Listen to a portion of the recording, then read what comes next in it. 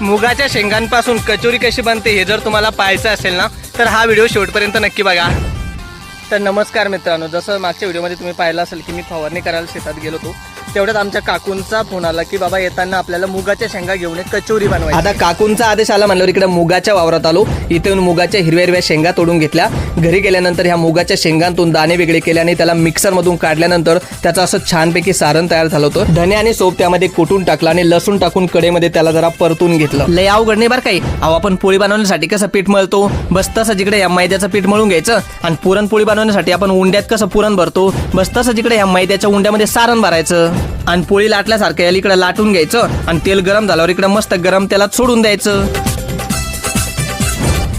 तर अशा प्रकारे झाले आता आमची गरम गरम कचोरी, त्याच्याबरोबर झणझणीत हिरवी मिरची आणि वरून पावसाचं वातावरण। अरे वा, या तुम्ही पण कचोरी खायला।